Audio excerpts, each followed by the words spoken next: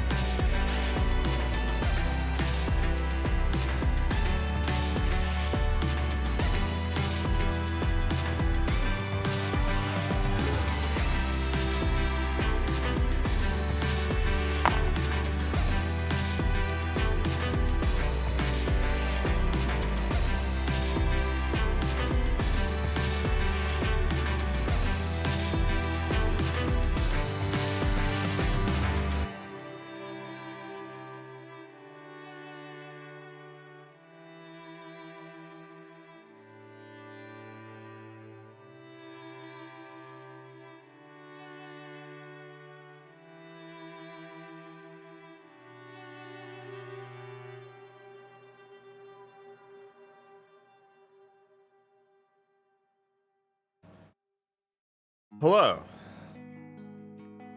How's it going? I'm a little, the boy status update. Little sleepy. A little bit of an eepy buddy. fella. A little bit tired. Kind of slept like Dumparoo last night. Take normal sleep and remove the restorative part and remove the sleep part. And that's me. So I'm gonna do what I can today. All right, we may end up doing a punctuated stream, but we'll see what happens because I still have things I want to talk about and Palea that I want to play. So that's the agenda today. Talk about some things, play some Palea, which I figure would be a good low stakes option for playing games. Hi everybody, my name is Endeavorance. It is Thursday, August 15th. There's a year in there somewhere. I hope that you are doing extraordinarily well, and yes, the ball is back in operation. I'm mad because the ball was never actually broken. It was me that was broken. I was the problem. I was the one that ruined everything. Specifically, my stream kickoff button wasn't properly informing my stream software that the ball can now be active. So the ball has been sitting there waiting, rearing to go. Hello. And wasn't being told you can do it. So. Fanakari says, actually, I slept well for the first time in weeks, so I guess I stole everyone's sleep. Hey, Fanakari. Why are you stealing everybody's sleep?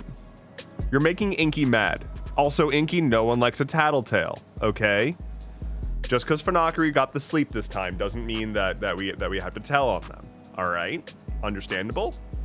Hello, Sammy Marie. What's the ball? The ball is a fun little feature that we've got in this here stream setup where whoever is the first person to chat after I go live gets the ball. And then there are commands to pass the ball around. And as long as you have the ball, it appears next to your name in chat. So, you know, it's very important. It's a huge deal. And we love the ball. Okay? Okay. Hello, Clash Dev. Welcome in. Hello, hello. You're like me, but Clash.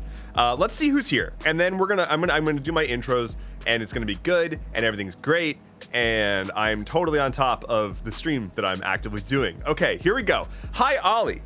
Hello, Prince X Domino. Hello, Water Goddess. Hello, Sky. Hello, Name. Hello, Makeshift Stew. Hey, Leo. What's going on? Hello, Milo. Hello to Shard. Hello, Robin. Hello, Fanakari. Hello, Inky. Hello, Nix. What's up? What's up? What's up?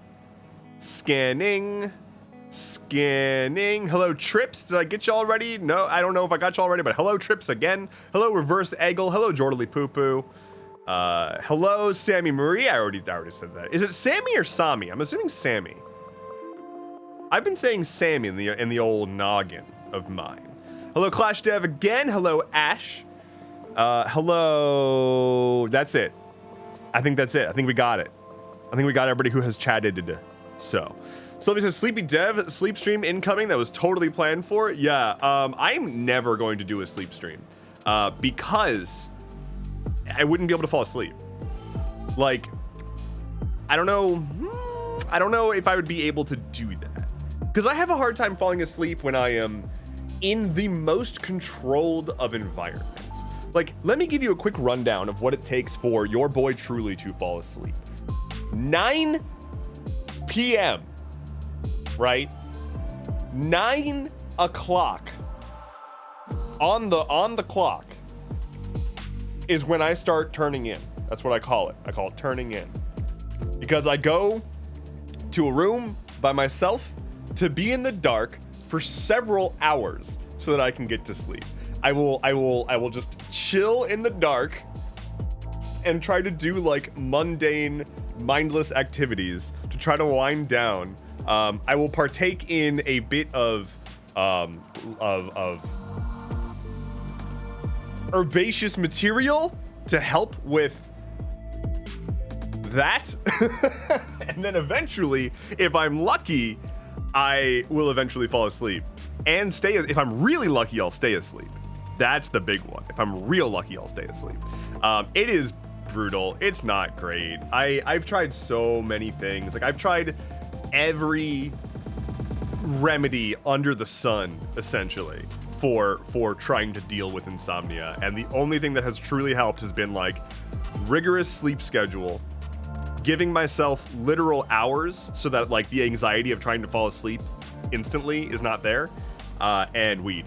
I mean, I don't know else nothing else worked for your boy except for that. But you know, we are where we are now. Last night I just like could not stay asleep. I just like kept waking up, and it's not super lovely, because like I'll wake up and my brain immediately goes into hyper overdrive, like, oh, we're awake, time to start problem solving, and then there's just like no way I can fall asleep. So I try my best to just like get through it. So I have a confession. Because of the aforementioned EP, I have already had my afternoon tea. However,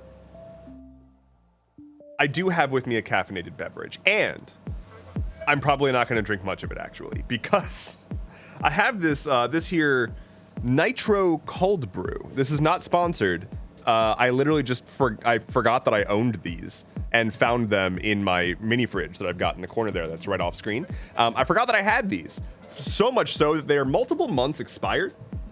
This was the Best Buy was June 12th on this can, but it's like a can that's been in a fridge, right? Like, it's not gonna kill me. I took one sip and I don't feel very good. I will say I did take a little sipperino, and I do, and the Tum Tum isn't great. It's not wonderful. So I don't know if that's from the sugar or from the poison, but I'm probably just gonna put this aside and not kill myself. I already don't feel good. That's true. Let me get some normal water. I think Water Goddess already redeemed a hydrate also. So yeah, there's that.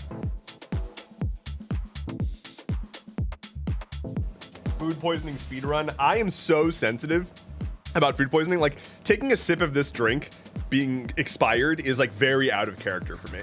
I sniff test everything. I have such sensitive sense of smell. Smell and hearing are the big ones. If I can smell and hear everything. If I having had really terrible food poisoning a few times in the past, it's like traumatized me. I will sit there and like before I cook something, I will just inhale. I will just. Nah, this ain't good. I will not fuck with it. I will not chance that. It's just not good. Hello, Hropsfinger. How's it going? Welcome in, welcome in, welcome in. Yeah, last time I had food poisoning was like multiple years ago, and I'm hoping that I will never have it again. Would be very, very good. Nick says valerian root is also dope for sleepy potions. Yes.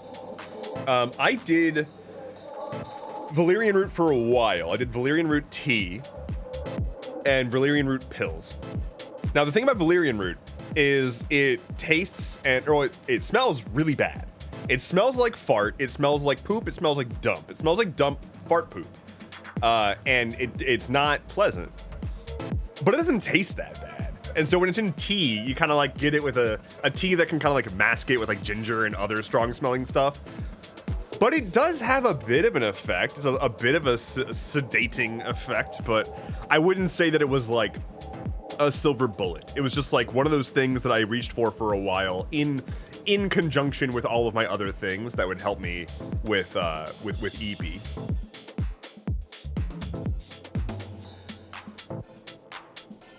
Prince X Domino says, I love valerian root capsules because no smell. You say that. I'm sure that you've got really great valerian root capsules that don't smell. All the valerian root capsules that I have tried reek. Like, the bottle emanates bunk. I like just stank coming out of that bottle. So, I don't know. I don't know what to say. I haven't had good luck with that, personally. Let's see. Sylvie redeemed a hydrate. I can do that. Clash Dev, thank you so much for the follow. Sorry I missed that. There was also a big Milo, 15 months. Wanted to make sure I called that out. Congratulations on your 15 months. That's amazing. That's genuinely astonishing. So thank you for being here. That's many months. I'm glad that you've been here this whole time. Yay. Fuck. Robin, you sent a package. And I have the first thing I just glanced at my agenda, and the first thing on my agenda is Robin sent a package. I didn't bring it out here. I can go get it. Y'all want me to go get the package that Robin sent so I can open it on stream? I'll need like a minute. All right. I need a minute. I need a minute. Okay, I'll be right back. Don't let anyone leave. Okay, I'll be right back.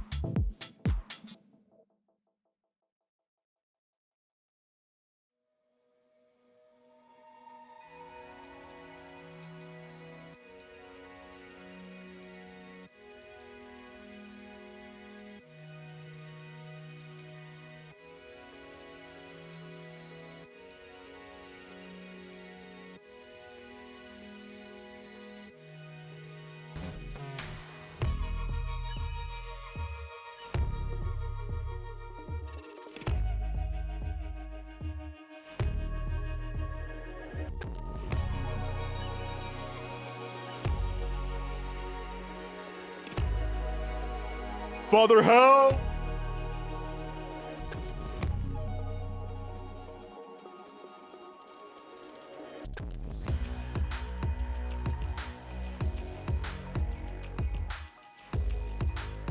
I'm back. Did anyone leave?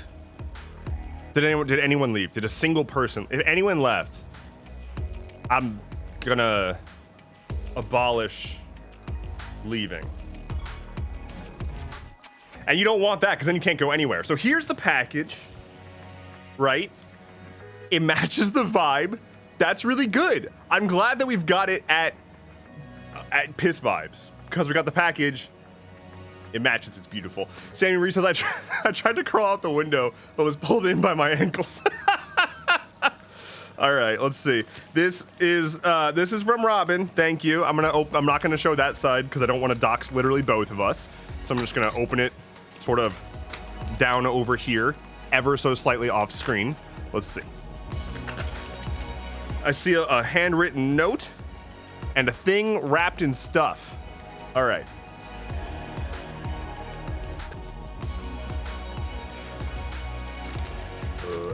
Amazing.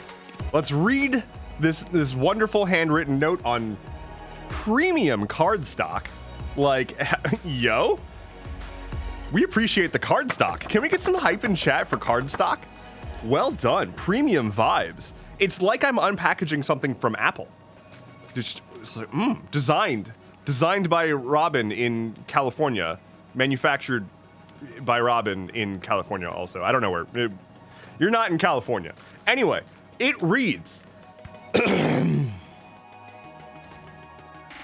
Hi, Dev. I'm so glad you liked the What Crowbar sign I made enough to hang in your studio. It makes me so proud to see in your videos. However, when I made this sign, I didn't realize it would show up reversed on camera. I like where this is going. And because my brain is spicy, the backwards writing was driving me nuts. So, I kind of made you another one. The design on this is a lot simpler, but honestly, I think I like it better. Hopefully you'll like it too. Anyway, don't get weird about it. It was totally out of the selfish desire to not read backwards all the time. So like, whatever. And then there's an illustration of the awkwardest smile. And it says, see you on stream, Robin. AKA typical brunette on Twitch, plus just a bit unlikely on TikTok. Well, I am excited because if this is like, okay, here's the problem. Here's the problem. Hey, Dev, suggestion when you're going out to open a packet on stream, block out the mailing addresses beforehand. Well, did I show the mailing address? I intentionally didn't show the mailing address. Anyway, okay, I'm excited. Stream layout got fucked? Wait, I'm so confused. What about my stream layout? Okay, I'm moving forward. Sylvie, you're really confusing me right now. I'm too tired for this. All right, what we got here? Oh, wow.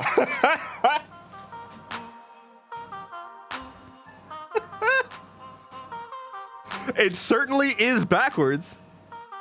It certainly is backwards. Just like my shirt. It's really great because, like, the shirt and this are both backwards. The preview that I have on my camera of me is flipped, so it's the correct way, right?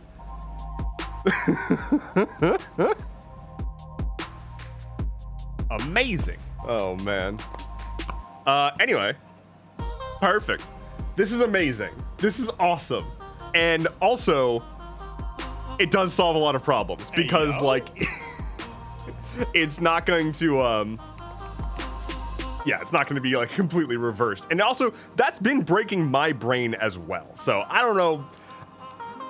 There's something in the air, and the air is making us all have fucked up brains, and the fucked up brains are like, no, everything must be exactly correct. So thank you for this. I will probably swap it out as soon as I remember to do that.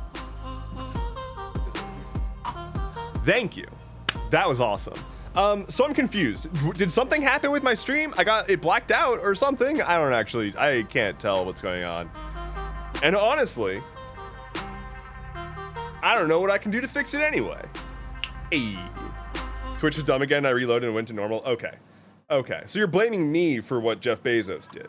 Can we talk? Okay, real quick. Hey, here we go. Back up, sidetrack, quick rant. What the fuck, Twitch? Hey, Twitch? Not every single mobile app needs to be a vertical swiping endless video feed. Why? Why is that happening? How come now, like, the new update for the Twitch app is like, oh, it's your Discover feed. You swipe through stuff, but it's horizontal videos, but everything has to be TikTok now. Like, it's so bad. Ugh. Just stop it. Knock it off. If you want to do that, have like a... Okay. A vertical phone screen can fit approximately 3 horizontally oriented videos stacked on top of each other on screen at once. You want to do something cool? Figure out how to get like live previews, like silent live previews of like 12 or so streams at once. And let me like scroll through this list of like a dense list of streams. And when I tap on one, it just brings me right into their channel. Like, give me more dense information so I can see like, oh, this is, you know, here's a bunch of like random video feeds. What you know, view into the world do I want to maximize? Not like a whole page swipe to the next video. Like, no, fuck off. See, like, it does not take much effort to make something that's slightly better and slightly different. Like, people are not going to be confused by seeing like a collage of streams they might be interested in, being able to see multiple at once and being like, oh, this looks interesting, or like, hey, I can immediately recognize this game, I'm gonna click on that one, as opposed to having to swipe and reorient yourself every single time. It's absurd. It's absurd. Leo says, but the attention spans, Dev. Think of the poor user retention metrics. That's exactly it, though. Like, bank on their bad retention or their bad attention spans and give them a lot of visual input so that they are like drawn in to like lock into something. Ollie says, or let it use your open stream, or let it only open your stream, because I use Twitch for this and it takes me way too many clicks to get here. That would be nice. That would be nice. Like, what the app should do is like, you should be able to mark like star streamers. You should be able to say like this is a streamer that I'm starring. And when I open the app, if they are live, take me directly to my top starred streamer. You know how much happier people would be with the app if you could click it and it would just go to the people that they want to watch? That's why we're here. That's what we're doing. Mobile apps are always so complicated. Like, we live in the era where mobile apps are definitely the first wave of things, right? Like, mobile first has completely taken over. We've gotten past the, now I'm getting into a rant about software development. Here we go. We've gotten past the era of like mobile desktop hybrid, where like desktop is kind of the most important thing, but like good mobile support is critical. And now we're in like, you know, we're way beyond that, and we're in mobile is the first thing you need to get right. And the desktop version is now a power user thing, essentially. So like, with that said, people are still trying to figure out like, how can I make a mobile app work just like the desktop version, but on a phone? And that is the wrong way to go about it. Like, consider the form factor that you're building for. This is like a clunky device. Phones are not precision input devices. Phones are not pleasant to use. Like, they're obnoxious and they are fuzzy. Like, you have to specifically make tap targets be, I think it's like 42 pixels at 72 DPI is the like minimum or the standard. Like, there's a minimum area that you're supposed to make tap targets, because touchscreens are like kind of a crapshoot sometimes. You touch where you touch. Considering the form factor and minimizing fumbling, that's what people want. I want to get to the thing I'm trying to do as quickly as possible with as little bullshit in the way. Anyway, I'm gonna stop because I could rant, and I will. I will continue to rant about this, but like, the number of times that I, as a software developer, had to like push back on a product manager who just had no idea what they were trying to like describe or do, or they were like, I want to, you know, they just don't understand what users actually want, which is to get done with the task that they're trying to do. In the case of the example we're talking about here, the task is open the stream I want to watch so I can put it on and get back to my life, right? Notice that basically every company with sufficient resources in their branding department has a custom font. Like every app, when it reaches sufficient scale, will get its own bespoke font. And they're gonna tell you how it was this amazing upgrade to the app, and they put so much thought into designing this specific font that speaks their brand's language and is clear and blah, blah, blah, blah. And everybody's like, what? This font sucks. What are you doing? Like, no, stop it. Don't distract me. The font is distracting. Use the same font that literally every other app on the phone does. Just use the UI font. Stop trying to make your own. It's not going to have support for all of the like individual small like ligatures and you know, non-Latin characters, almost definitely. And it's terrible for accessibility. Like, it just, oh my God, the number of times I've seen companies roll out fonts, like custom design fonts, only to find out after the fact that nobody on their design team has dyslexia. And it's a terrible font for people with dyslexia. And now they can't fucking use your app because the font that you rolled out, because you had to have your own custom font because you want to be Johnny Ive or whatever. And now nobody can use your app. Anybody who has any kind of visual processing disorder is just fucked.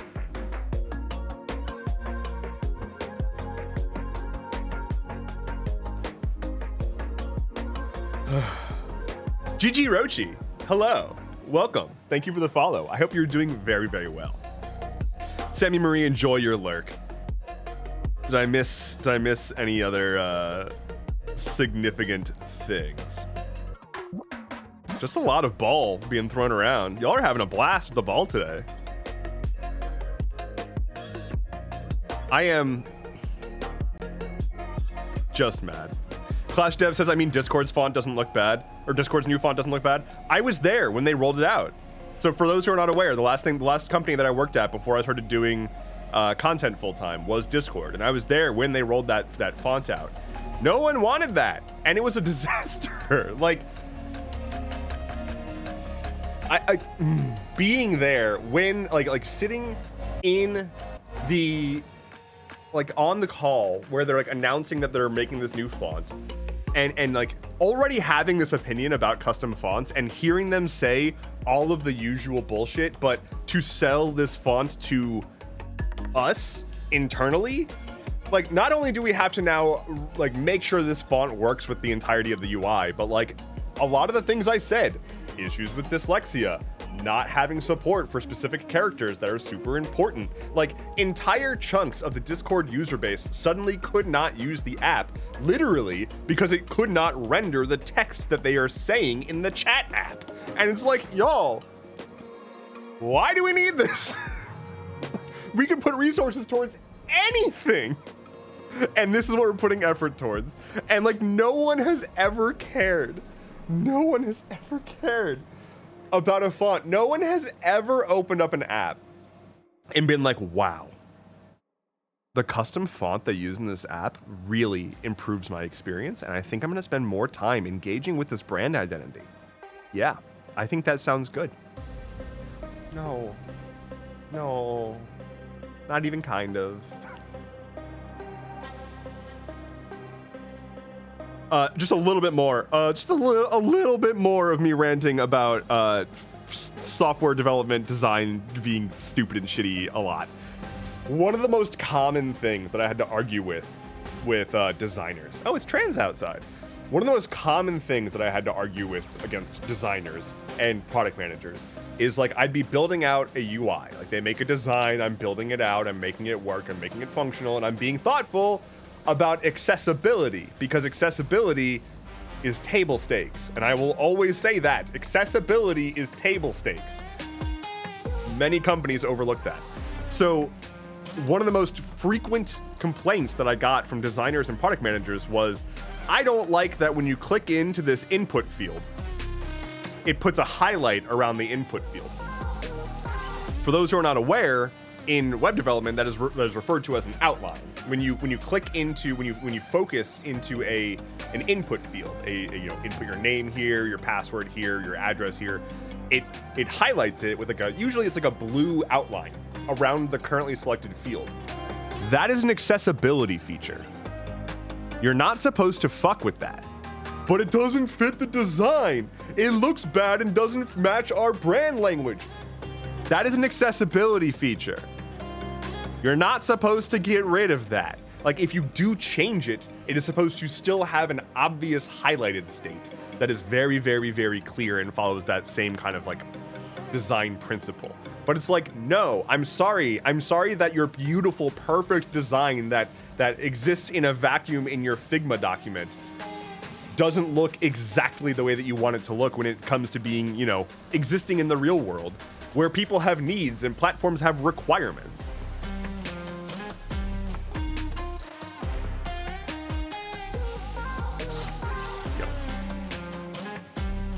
Yep. All of these operating systems, all these phone operating systems define an entire suite of UI standards for all of these tech companies to just completely ignore and instead be like, but my brand identity. But that fire extinguisher clashes, says Robin. Same energy. That is the exact energy. And it's just, Ollie says, I love that even Sleepy Dev has the strength to rant. I am nothing if not full of rant energy. It's like having a dessert stomach or like an ice cream stomach that's separate from the normal stomach. But for me, it's like I have my rant mitochondria, right? Hello. The powerhouse of the cell. Is that right? Is it mitochondria? Is that right? That's not ribosomes, is it? Ribosomes make proteins? No. Wait a minute. It's the mitochondria. What the fuck does a ribosome do? Hold on. Please hold. Ribosome. Ribosome, that perform the biological protein synthesis. I was right! I was right! Oh my god, I'm so powerful. I'm amazing and wonderful. Hell yeah. I'm glad that Dev explained that mitochondria thing. Never heard it before. You never heard of a mitochondria and how it is the powerhouse of the cell? My goodness.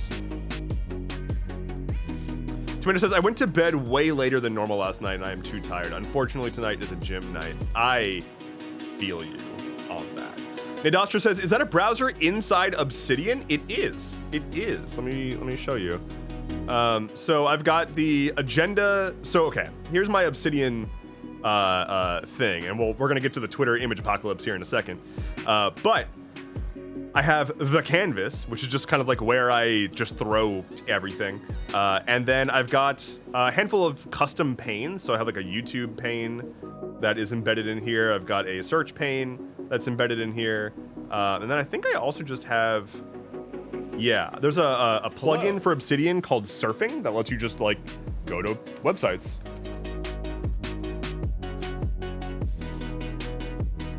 Which is pretty neat.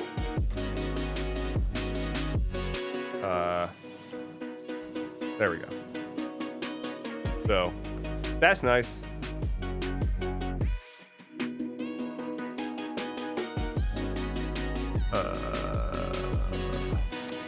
Obsidian should just be your operating system. I tried that at one point. I made an Obsidian vault at the like very, very, very top level of my computer and made my entire file system an Obsidian vault. It was a fun experiment.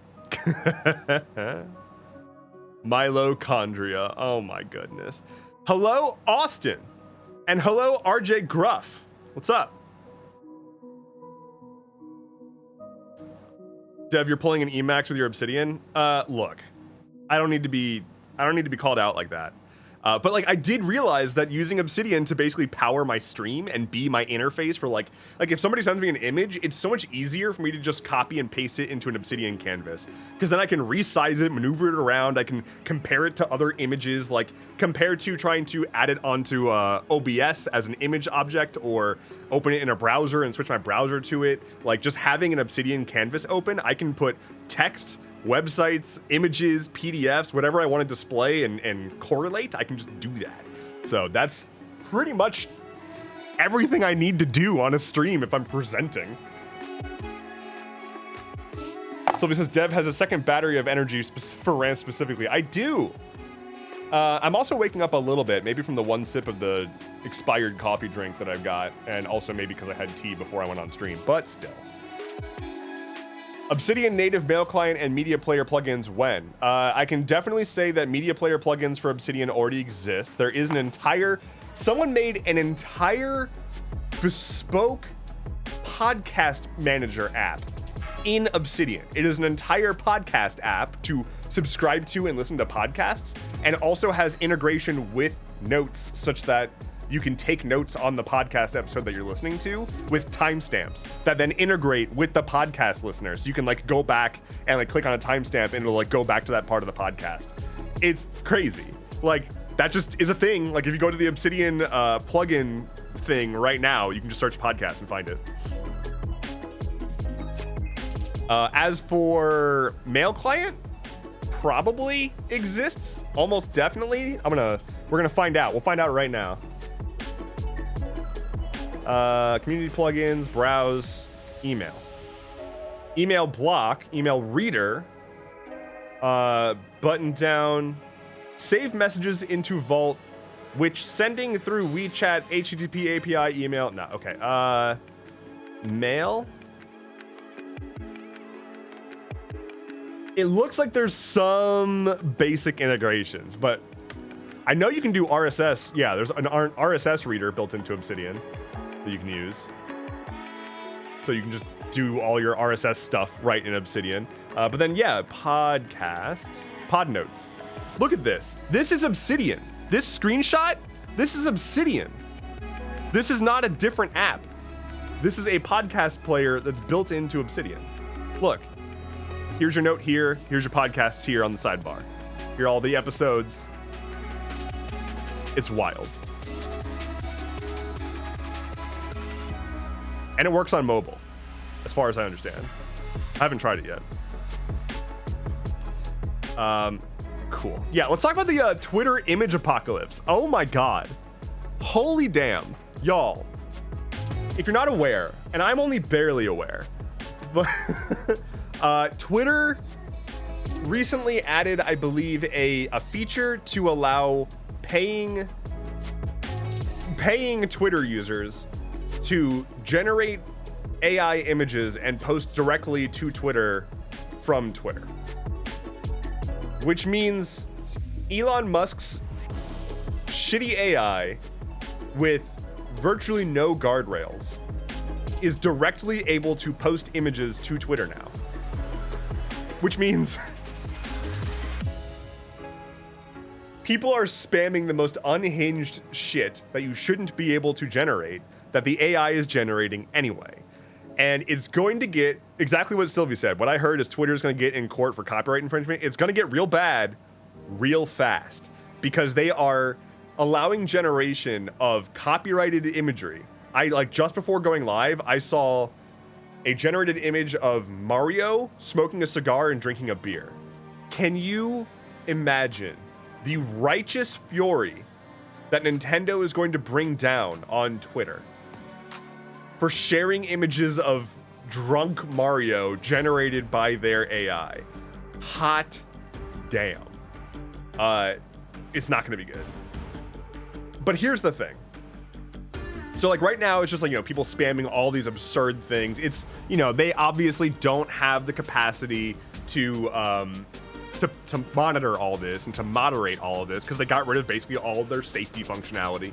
I would show you the images that are being generated, but I would just be showing you shitty AI rendered images and gross shitty AI rendered images. Like, one of the things that I've noticed recently, especially with AI image generation, is like, there's people who are trying to make AI image generation be considered an art form, and they're like working really hard to figure out how to do prompt engineering to create specifically good looking output. And I understand the effort that goes into that, and you can make some stuff that looks kind of cool. But there is just, I think that there's just a thing that fundamentally tech bros who see AI as producing art are missing a fundamental component of what artwork is, which is quite literally just soul. I know that sounds derivative and bullshit, but like, it is soul. I look at a generated photo or a generated painting or whatever, and it's like, okay, but the fact that this is generated makes it nothing. Like, this is kind of like, it is pretty on the surface. You have made a thing that is aesthetically pleasing on the surface, but that's not what art is, right? Like, this computer did not have a message. You may have had an intention, but you are not the one that produced this thing. You produced a thing that influenced an algorithm to ultimately render a series of pixels that outputted a thing similar to what you were going for, and you eventually said, this is good enough, I'm gonna call this done. But that's not making a statement. That's not producing artwork. You can show me what looks like a masterpiece, and I might be duped into thinking it is a talented artist or something. But like, functionally, it does not actually carry meaning, right? It is literally just the output of a function. And so I see these things, like people sharing images and then like oogling at the images, and people have been like, wow, that's amazing, I can't believe you generated that. And it's like, really? You can't believe they generated that? It's just an image. Like, the novelty has worn off, and now this is just boring. And people who are still like jaw-dropping about the fact that these computer programs can produce multimedia output, it's like, okay, yeah, and it's getting excited about the, you know, infinite monkeys at infinite typewriters thing, right? You get enough monkeys at enough typewriters, eventually one of them will write Shakespeare. That's what a AI program is doing. It's just hiding all of its non-Shakespearean works and like trying its best to get as close to Shakespeare as possible, but sometimes Shakespeare has like 6 fingers. So like, I don't know.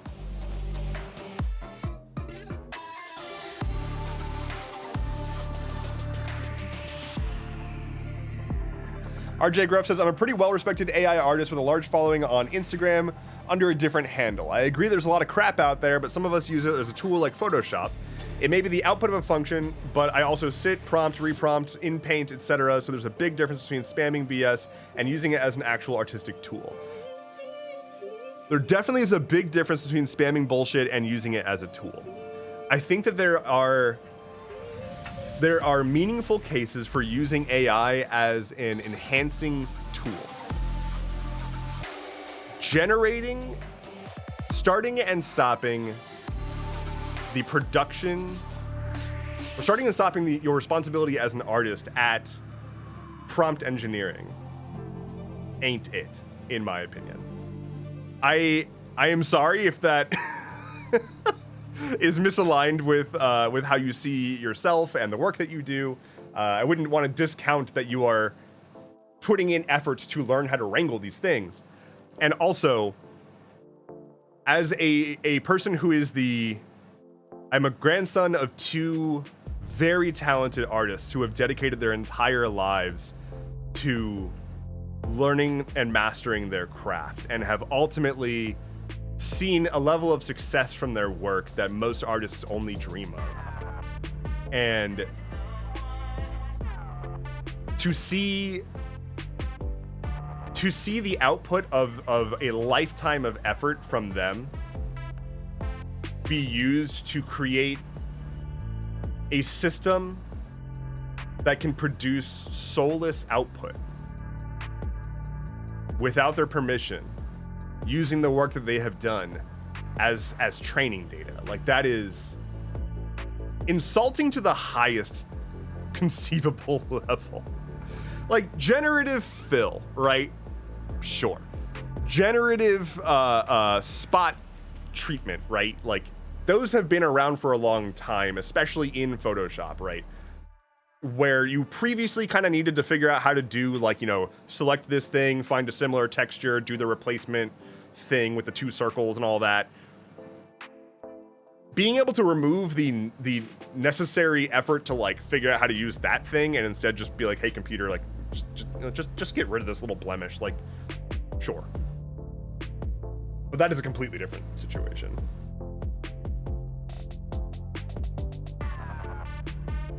Cola May, hello. How's it going? Welcome in. I also do think that AI generated imagery is super helpful for ideation and for like someone like, so I don't have artistic ability, right? I very rarely use AI tools to begin with. Like, it's extraordinarily rare that I use AI to begin with. But if I'm trying to convey what's in my head and it's not working, I will reach for an image generator and try to get something close enough that I can be like, generally this, ignore that part, but generally this, right? At that point, I'm essentially using it as Pinterest. And like, I'm not using it to produce art that I will then use. I'm using it to convey an idea, typically to either a group that needs to understand it or an artist that I'm actually commissioning to, like, paint. But at the end of the day, I want to pay artists. Artists deserve to be paid for their work. And I would have no issue whatsoever. I would have zero issue whatsoever with AI image generation in any capacity if the AI that is generating these images is trained on data that was sourced ethically from artists who said, yes, I will sell you a license to use this to train your system for producing this kind of imagery, and got their payout and continued to get royalties. Like, the fact that we just kind of accepted, like, all these tech bros are going to make these AI systems and just train them on like vast amounts of illegally gained data, and the fact that we, like, it's gotten so bad, like, the legal overstepping is so beyond comprehension that Congress is working on laws instead of like dealing in the courts. Like, there are court cases for this stuff, but instead of trying to, like, deal with this on the scale of court cases, because we're talking like trillions of dollars of copyright infringement, trillions, right? A heretofore unseen level of theft has occurred. And it's so much that Congress is instead crafting new laws to figure out how to manage this, rather than go the legal route. That is the degree to which people have been screwed. All right, catching up on chat. Fanakri says, I am biased towards my artist friends who have lost their jobs as companies are trying to opt towards AI. It is definitely gross, especially when you have so many talented artists, like you know, Wizards. When Wizards got caught sneaking, like, AI stuff into their recent source books, and it's like, you, like, famously have one of the most artistically creative communities on the planet. What are you doing? Did you really need to save the nominal fee that you could have paid to an actual artist? What? Spin That Dice says, thank you for making my workday better. I'm glad that I'm doing that. I feel like I'm just ranting about random stuff. Don't even remember what words I was supposed to be saying earlier. Trip says, I'm from a literary world and too many cover artists have lost income to AI. I saw a really upsetting story from a voiceover artist who, against his will, or without his permission, a company that he recorded a voiceover for used AI to reword some of the things he recorded. And he was like, that is explicitly not a part of my contract. You did not pay me for the rights to use my voice for AI training and manipulation. I literally offer a service to come in and re-record. You could have just told me that, and I would have done it. And they were like, oh, we didn't want to bother you. It's like, no, you didn't want to pay. Which is wild.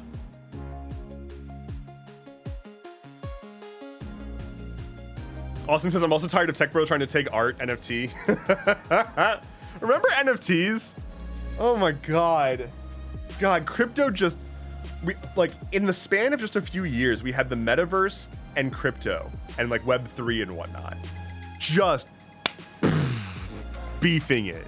AI managed to actually like stick the landing to some degree. The landing it stuck is also telling people to put gasoline in their pasta, but it stuck a landing. Jamie says, did you just say heretofore? Look, don't criticize.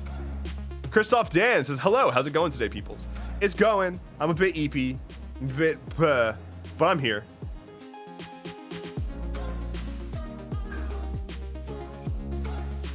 The Beast Lease, hello, says, I rely a lot on automated tools as a programmer to accommodate my dyslexia. I could not imagine using AI because I don't trust that I'll catch the errors generative code could make. So I actually do use Copilot a decent bit and increasingly find that I don't actually want it anymore. So I was using Copilot for a bit. It's super helpful for if you're like working on something that has tons and tons of boilerplate, generative code AI stuff can help you take a thing and write it like 30 times in a bunch of like minor permutations or something if you need to get some boilerplate out. But increasingly, it's just suggesting things that are nowhere near what I actually needed to be doing. And it's like, this is actually becoming detrimental because I am spending effort reading its output, determining if it's going to be helpful or not, and then ignoring it if need be, when I could instead just write it for myself in the first place. Ollie says, also, doesn't AI use a ton of energy, which is bad for the environment? A single AI query is not that bad. A single AI query doesn't do a whole lot. Training the AI models is where it uses a ton of energy because they have to spend a ton on cooling and power and whatnot. You can be training a model for like a year, and yeah, it takes a ton of energy and massive carbon emissions to train a functional model. It is not the worst ever. I'm not saying it's good, but like there are other things that are also needless that produce or require more energy and produce more unnecessary CO2. Like Taylor Swift could just chill for a year and it would probably offset everything.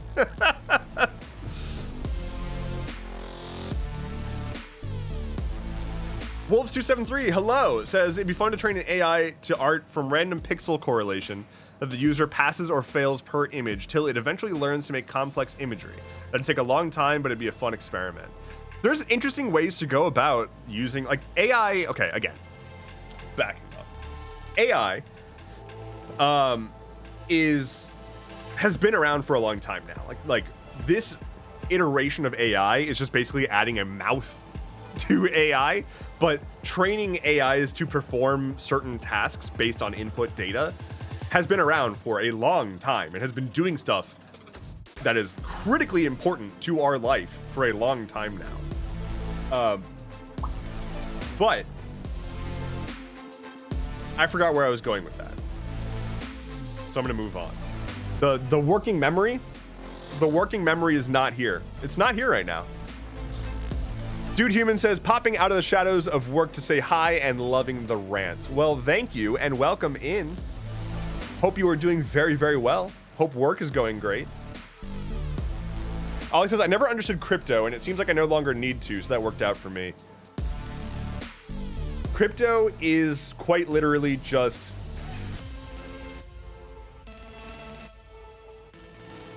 a data network where people have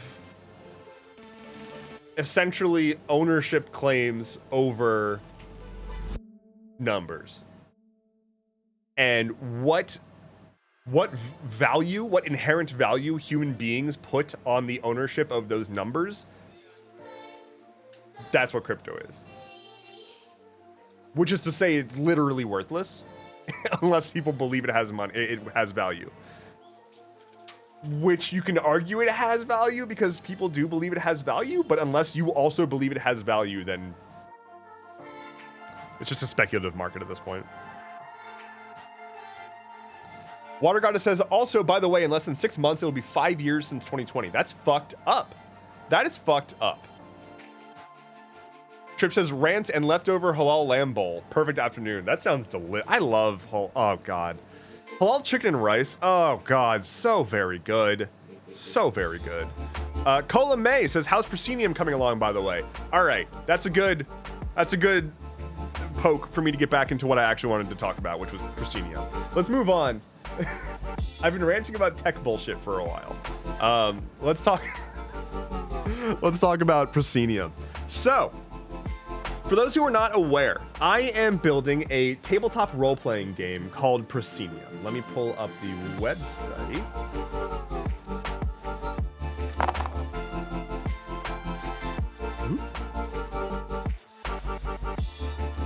So I'm building a tabletop role-playing game called Proscenium, and Proscenium is built to be accessible, approachable, and inclusive.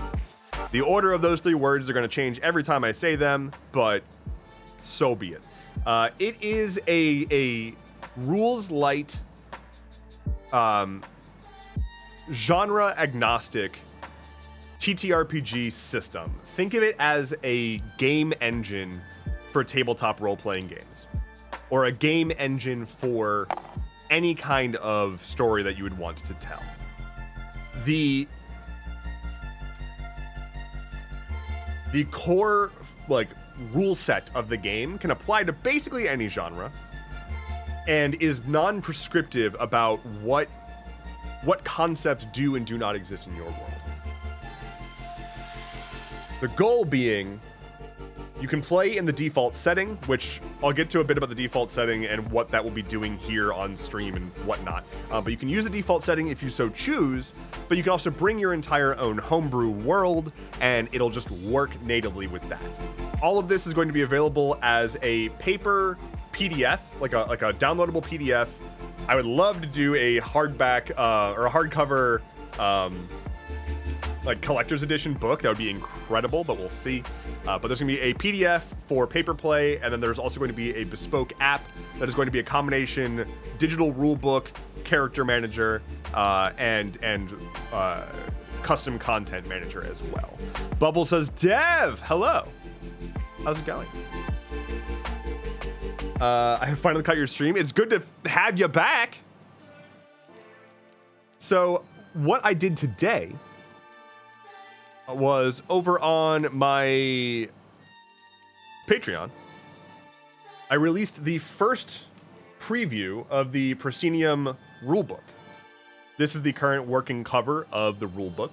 So I released the first 5 pages of the rulebook, and I am very happy with how things are coming along.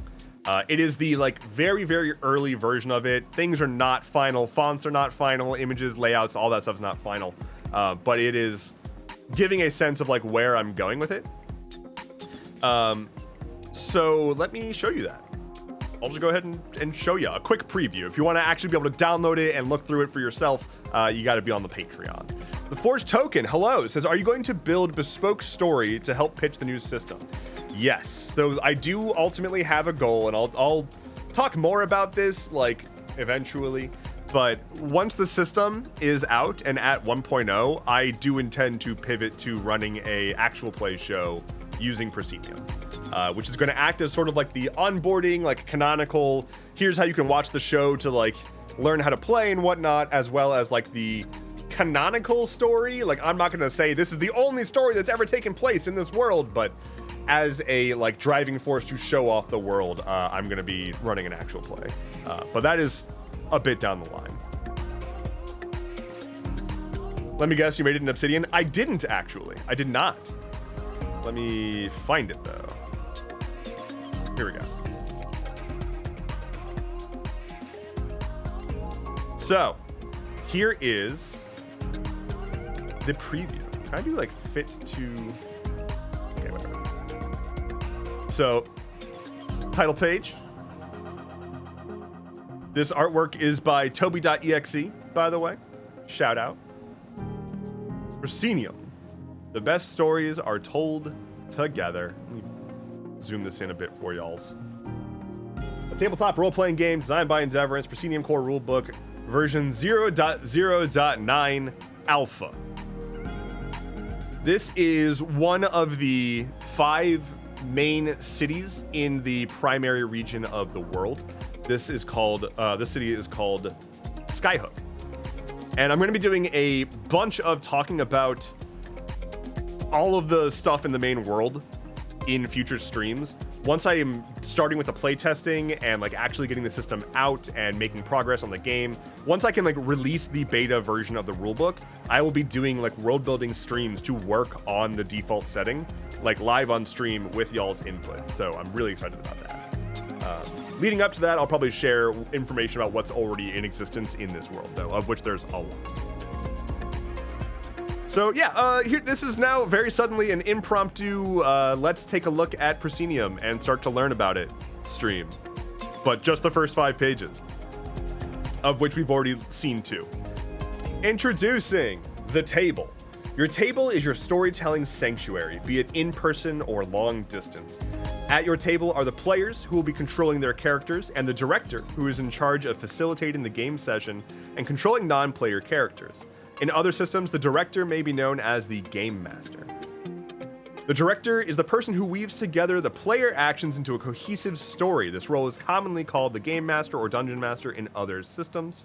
The director's job is to run the table and ensure that everyone is having fun and feeling safe to explore and express themselves. As the director, you play the role of every other character in the world and are responsible for their decisions, actions, and roles. The players are the humans. The players at the table are the humans driving the story forward.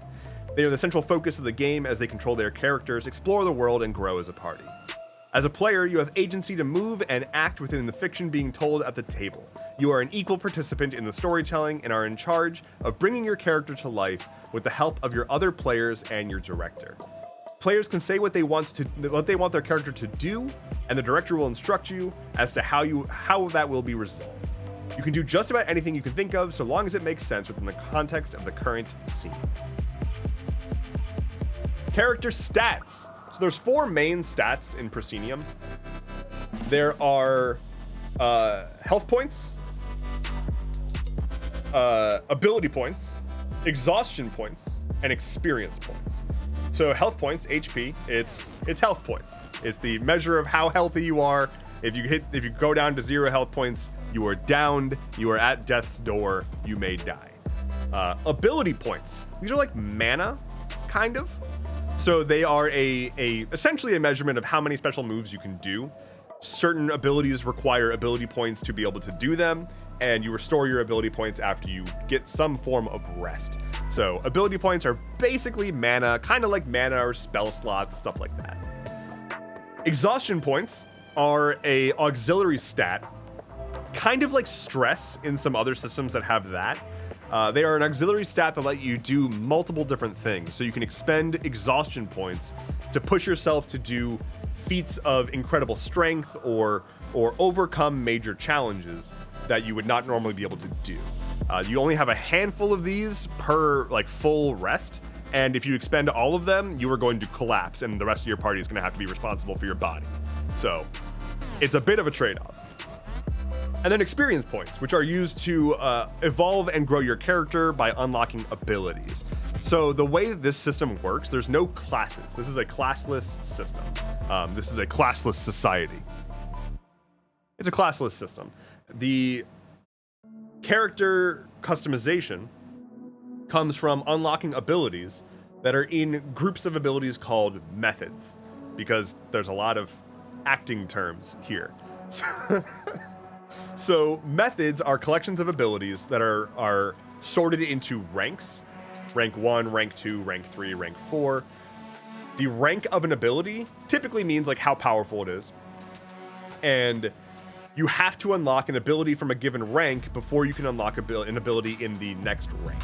So you have to unlock a rank 1 ability in a given method before you can unlock any rank 2, before you can unlock any rank 3, and so on. So it's sort of like a skill tree, but it's more just collections of abilities that you have to like path through, more or less.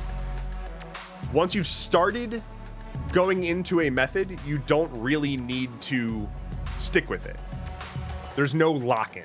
You can just take one ability from a whole bunch of different methods, of which there's going to be a bunch of methods.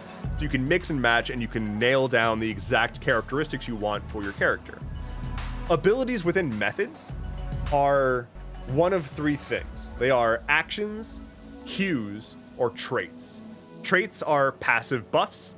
Actions are skills that you can do at any time, and cues are like reactions, kind of. They are actions that you can do when something occurs. For example, upon having one of your senses altered, you can invoke this ability. Or whenever you are in free fall, you can invoke this ability. That is what a cue is. A trigger has to occur before you can do it. So those are the four core stats. You got your health, you got your mana, you got your extra, and you got your learn points. There's that. And then this is another city. This is Arcwild. Talents, and this is the end of the PDF. As you interact with the world, you may need to leverage your talents. Talents indicate what your character is skilled at. Each talent covers a variety of actions that you may take in your adventures. Talents have 3 levels: novice, adept, and mastery. So for each talent, talents are your rollables, so the things that you roll for. Novice is roll 1d20. Adept is 2d20, take the highest.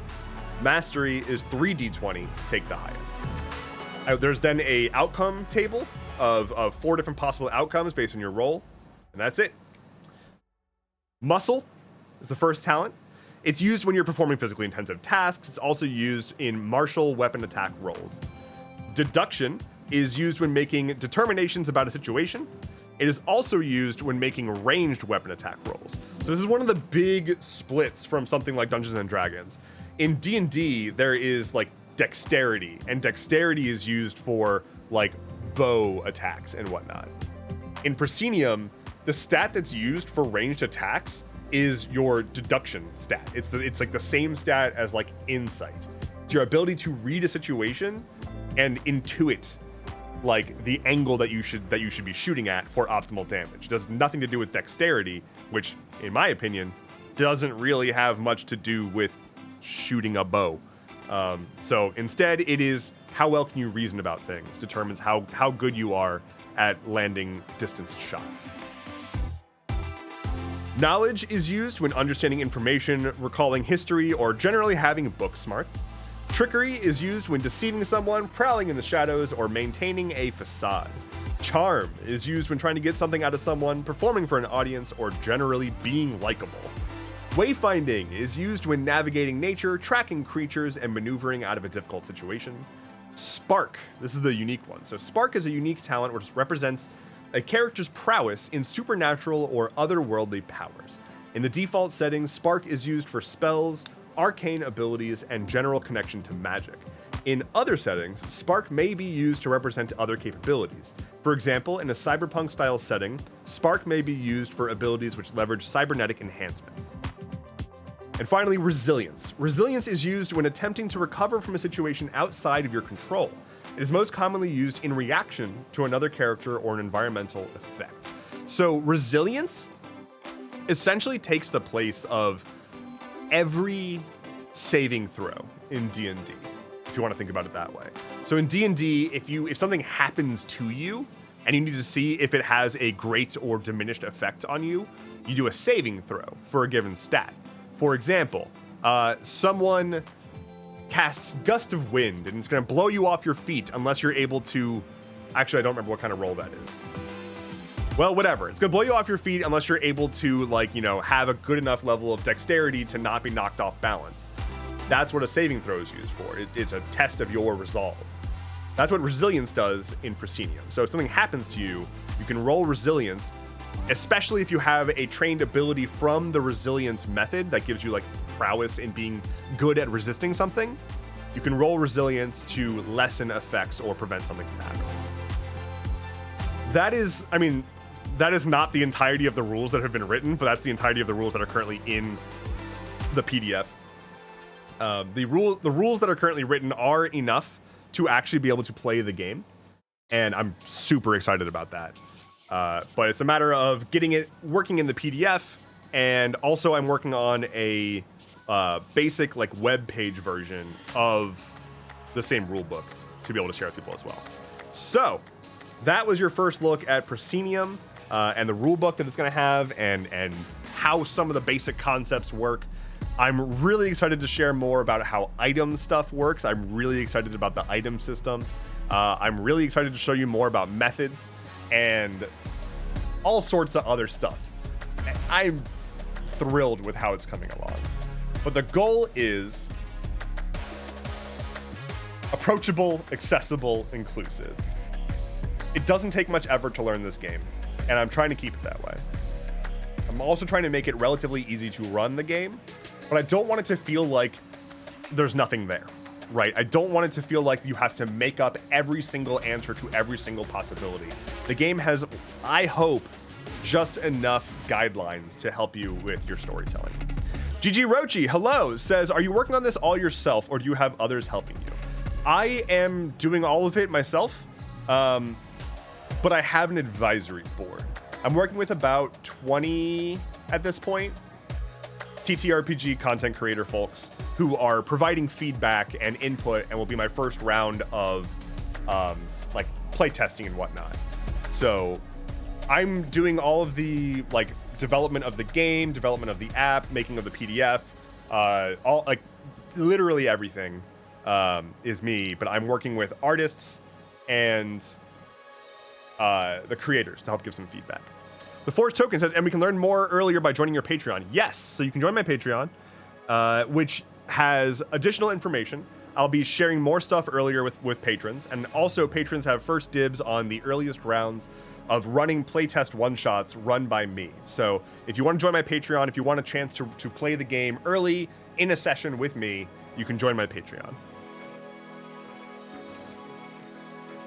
Hydrate. I have multiple hydrates here, so hold on. Okay. Okay. Got the hydrates in. We did it.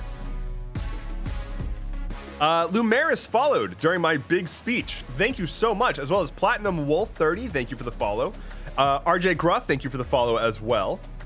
Welcome in, everybody. Welcome. Hope you're all having a good time. I hope you're enjoying the stream. I'm gonna be honest. I'm barely here right now. I'm trying my absolute dangest to give y'all a stream. I hope that it's working. Let's get some tavern vibes. Robin says, oh no, I had to walk away for a minute and now I missed things. Don't, well, the VODs. There will always be VODs. Reminder, I have my VODs channel. There it is. You can subscribe to my VODs channel on YouTube, and you can always go back and see anything you missed.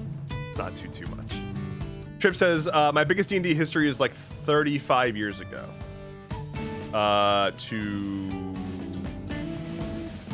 Like you started playing D&D 35 years ago? Is that what you're saying? Bubble says, nah, if you're at 60%, then do 60%. We accept all. I'm at like a 10%. But to be fair, my normal is like 15%, so. Trip says, it's weird to realize we've covered so much and it's only been 72 minutes. Yeah, I'm going a little too fast, probably. I really should slow down my stream presentation speed so I don't run out of stuff. GG Rochi says, that sounds like a lot. super excited to see more as it comes out. I am also very excited to share more as it comes out. And it is definitely a lot, but it's something that I absolutely love. Game development is a huge passion of mine, specifically like any kind of significant level of like storytelling game development stuff. I have always, like my entire life, I've been building RPGs on computers, on like I started my like original start was on a TI-83 calculator using the built-in programming language on the calculators that you write using the calculator itself. And I wrote RPG games or RPGs in that. That's where I started. it's from an early age. Gina, hello. How do? Y'all, you should go check out Gina's Instagram for a reveal of a new guest on the podcast. I was like, you should go listen to. Huh. Fanakri says my stream went fast as well. I hit all my bullet points at 36 minutes. The problem is I already hit all my bullet points except for the last one, which just says Palia. Which I should probably just start playing some Palia. We shall see. We shall see. Robin says I had a teacher once who tried to run the class as somewhat as an RPG before we actually knew what RPGs were. Hell yeah.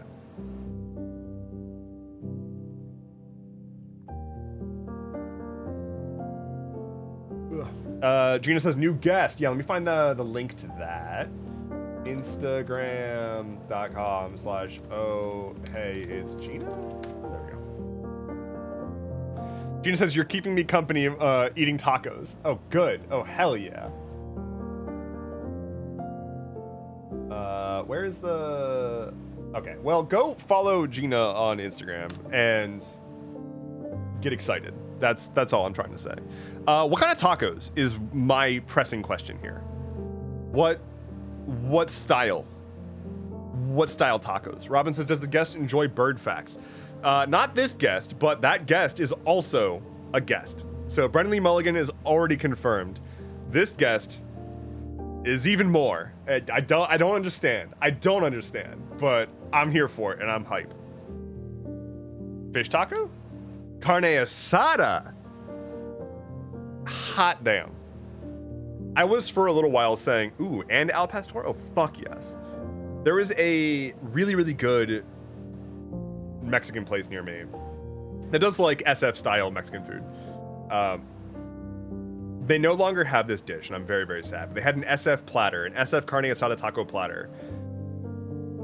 I unironically described it as what I would want for my last meal if I was going to be executed. And I stand by that. It was the single greatest thing I've ever eaten. Just untouchably good. Like heirloom tortilla with cheese that then gets fried onto the tortilla before adding in everything else. Oh, so very good. Look at this lunch club that we've got here. I've got leftover egg foo young. Good. We've got some leftovers. We've got fish tacos. We've got carne asada tacos. Austin's having an orange. That's really good. Heirloom tortilla. Like you can grab that for all your characters for an XP increase. No, as in like, it's like what? Heirloom maize or whatever it's called. I don't know. My brain is busted. I'm gonna boot up Palia and play Palia for a little bit. Does that sound good? And I'm probably gonna end the stream at the end of the hour because I don't feel great. But I want to play Palia, but I don't feel lovely. Oh no, not that one. Stop that. That's not what I meant to do at all. It's not COVID, is it? No, it is not COVID. It is, I didn't sleep last night very much at all. It is simply a, like, my body is running on empty. But it's okay. It's okay. Dev, why not? I tried so hard. I did really a lot of closing my eyes at my bed, but it didn't work. I woke up at like 1, and then woke up at 3, and then woke up at 5, and then rolled around until it was like 6:30 and got out of bed. So it's the kind of thing where, like, have you had the situation where you're like you are rolling around, closing your eyes are closed, you're rolling around, you're like not able to sleep, but then you look at the clock and like multiple hours have passed and it's like, did I sleep? I don't think I slept. I thought I was awake this whole time. Like, it was just that over and over. Former Future Frog says we haven't seen the good boy yet. He is not out here today. I am so very sorry. But I couldn't have him out here. I'm very sorry. But yeah, no, still not COVID, which is good. Okay, changing my stream information. Playing. Excuse me. Oh my lord! I forgot that Palia makes everything go super slow. I need to close some programs here. All right, playing Palia to stay awake. Palia is the game. Done. Okay. And now, can we get the lad? Can we get the lad? OBS, there it is. There's the lad. He is looking good. Let's do it.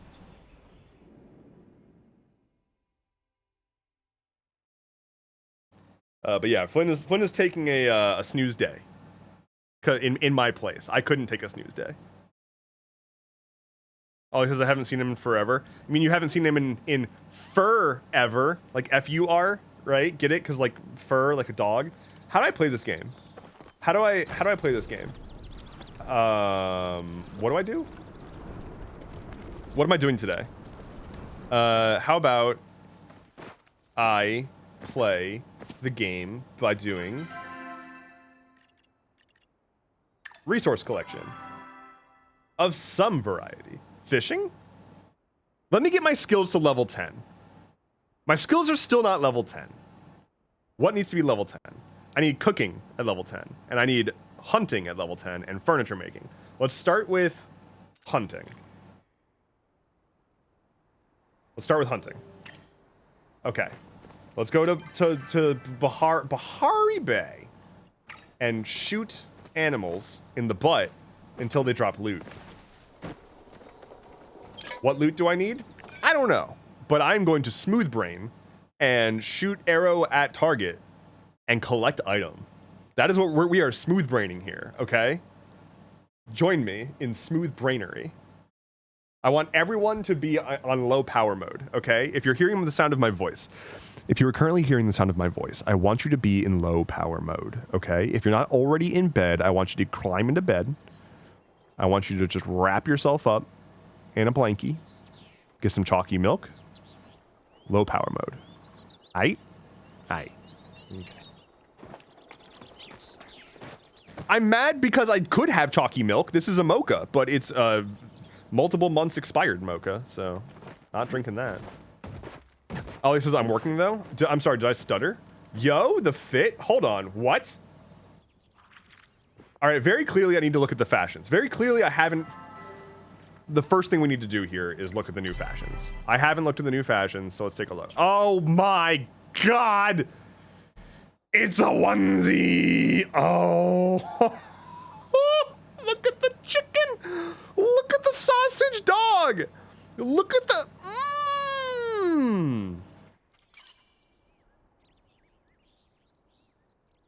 Oh my god. Oh my lord.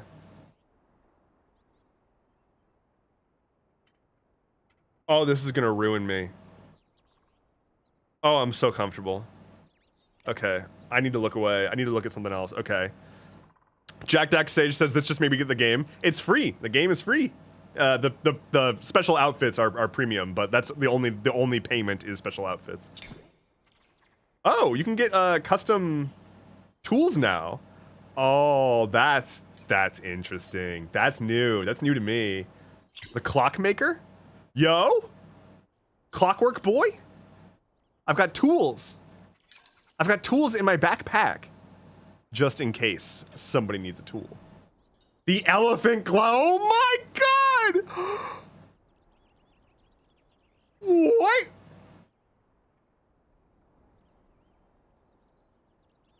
What? I can hold on to multiple elephants to glide.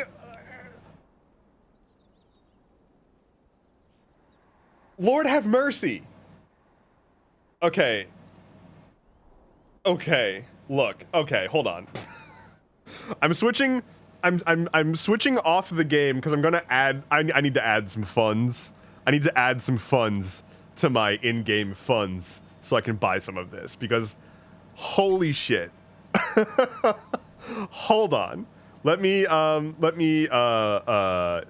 that real quick. switching to not showing you my screen so that I don't dox myself. Okay, I've been sent a code. Hold on. Please hold. Okay,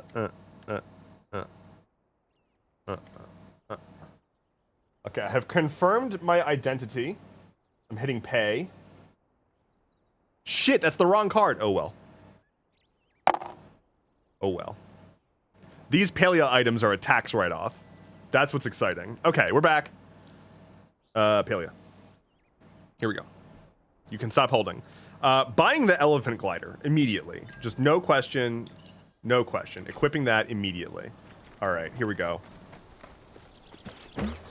Oh my god. Oh my god. Look at them. They're so smiley. Oh my god. I am the IRS is going to come to me and be like, "Hey, we're auditing you." I'm like, "Cool. This is what I bought. You're ready? I bought this."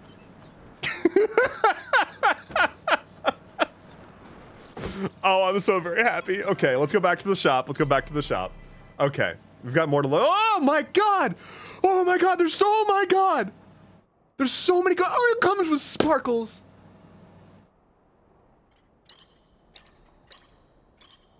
I can finally be the hot anime girl of my dreams.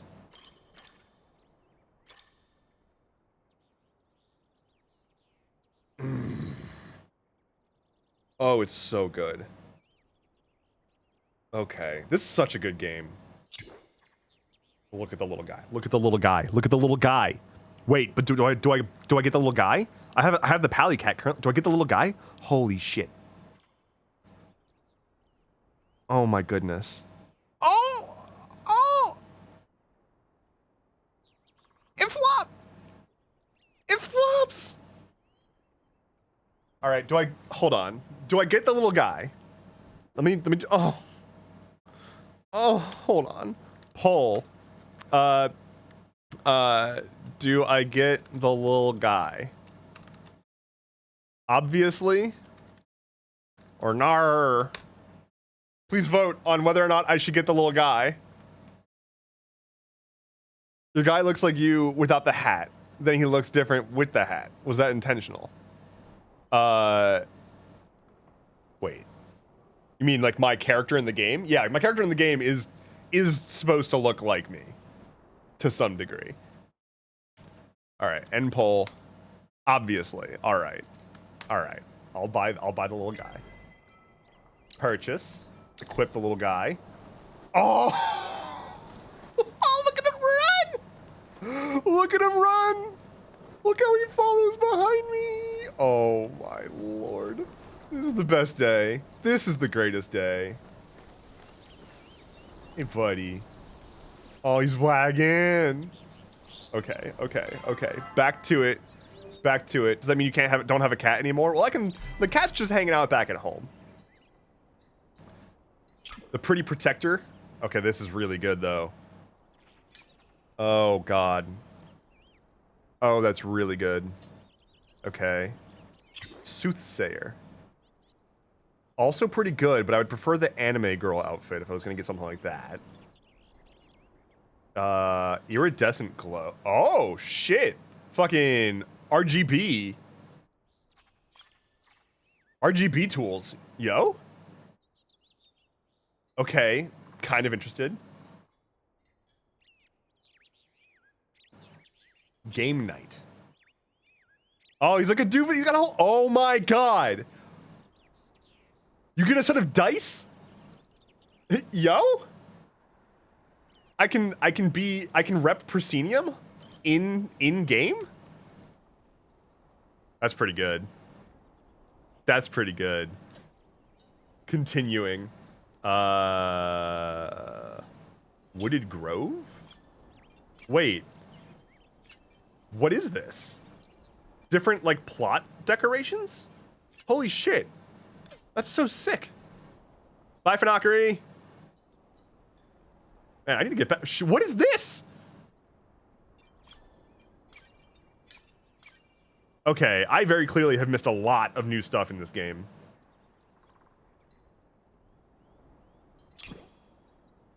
The pirate, though. The pirate fit. Wait, but the... You can have multiple plots now. Oh. Okay. Well, that's good to know. Okay, I think I'm gonna get the iridescent glow bundle. Because it is kind of a vibe. Buy those. Purchase. Equip. Okay. That's probably enough. That's probably enough. Let's go shoot things. With my iridescent bow. And my good dog that's following me around now. So, let's go shoot things. To get experience points. So if it says you could have multiple plots for a while, what do you mean now? I think they mean like different types of plots. Because I think you could always have multiple plots, but no one really cared.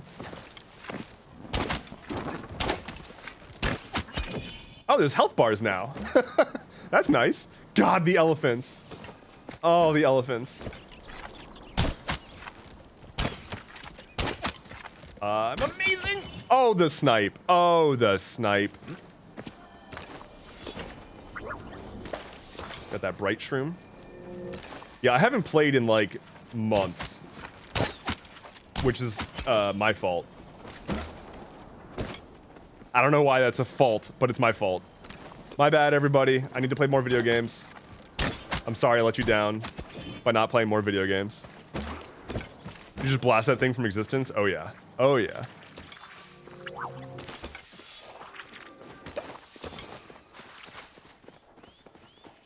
Nick says, oh man, I was going to dissociate with Skyrim or Subnautica tonight, but this stream has obviously changed that plan. Oh, dang it. Hey, fun fact. Paleo works pretty well on Steam Deck. There's also a Paleo channel in my Discord for anybody who is interested in finding some folks to play with. Ooh, Disco Deer. No, Disco Deer, come back. Come back. No, stop it. Stop it. Stop it. I've got... okay, look. I'm not able to teleport, so that seems like a unfair advantage the deer has.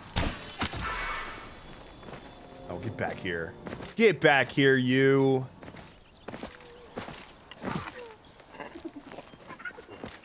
Don't make me get the elephants out.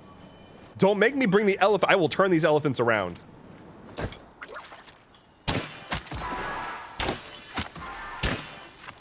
Ah! Wait, he just like shifted. No, I disagree. I should have gotten that. That was by all accounts a perfect arrow. Don't tell me he timed out. Where'd he go? There he is. Got him! First shot. Amazing. So if he says, wait, are you gliding with elephants? Oh yeah, you missed it. You missed the greatest purchase ever. Boop. And they've got like a little smile, it makes me so happy.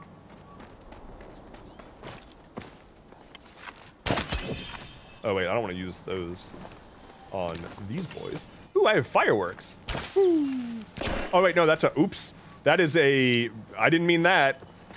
Didn't mean to shoot a flare. My bad.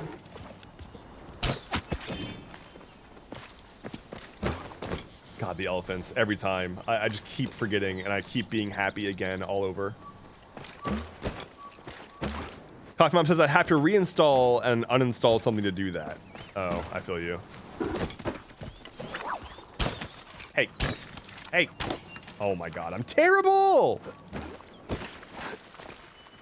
I was gonna say he's not killing the deer, he's just teleporting them somewhere else. Fun, like Dairy Queen. I live in a Dairy Queen desert, y'all. I am not a member of the monarchy, apparently. I don't know what I have to do to be recognized by the monarchy, but we do not have a dairy lord here. Dev mistaking a flare for a firework. Raise your hand if you're surprised. Water Garden says, so do I. Dairy Queen is nowhere in downtown LA. Oh, speaking of downtown LA, I'm going to be in LA later this year. For only a few days, but if anybody is in the LA-ish area, could do a potential meetup thing. I can't promise. I'm not making a 100% promise because I am going to be there for, like, family purposes. But if I am able to find time, that would be cool.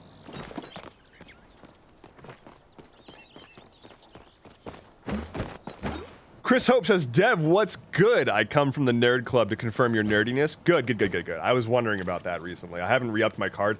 It's hard to remember to resubmit renewal for my membership for the Nerd Club, but like, I'm glad that you popped in here and confirmed that. It takes a big load off my shoulders. Really, really appreciate it. If only the dorks would get back to me. Unfortunately, that I've been banned from the dork meetups after last time.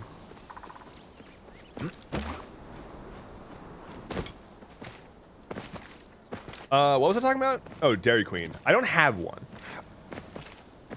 I want one though.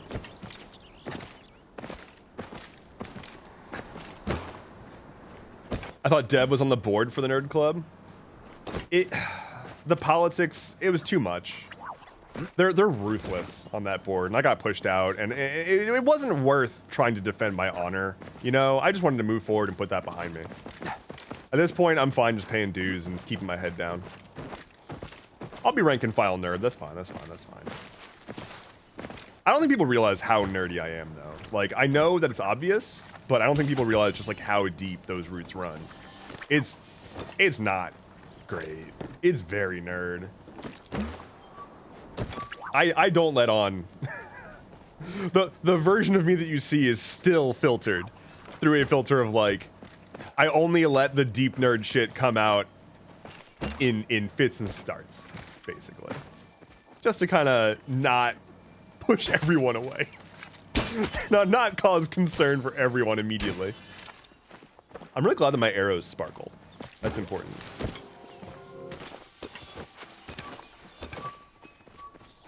Do I have food?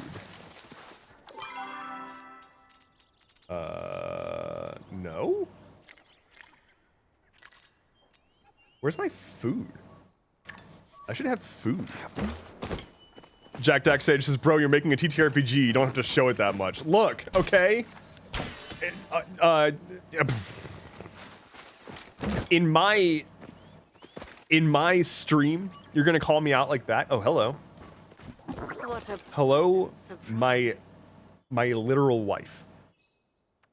How may I serve you? What may I do for you? Just say the word. Say any word at all, and I will do it for you. Anything you could want, legal or illegal. I do not care. I will break any moral, and I will go back on anything that I have ever said. You just say it, and it's done. You want a mushroom? I can do that. I can do that. 100%. Okay. Okay, you can't be doing the beckoning finger. I need to get away from this scenario before something unseemly happens. Kill the dog. Get back here. Don't go in the tree. Haha. Gotcha. Printex Domino with a 1. Can we get some shame in chat? Also, I can hydrate.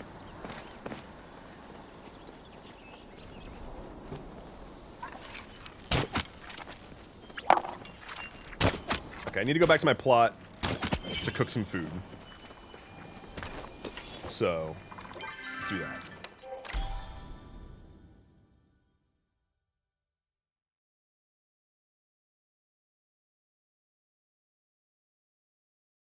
Oh. Oh. Jack Dack Sage redeemed Dev Rolls Dice. I can do that. And we'll do that with... There we go.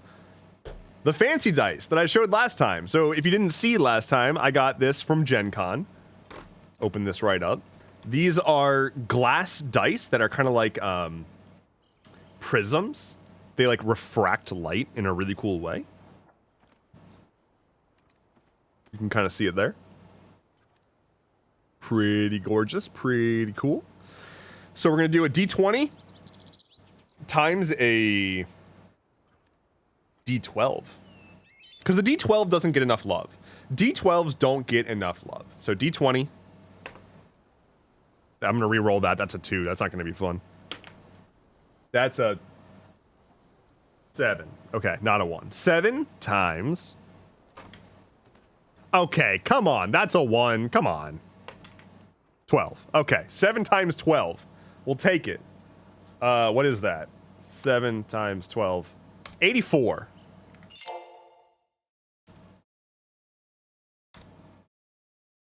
Cool.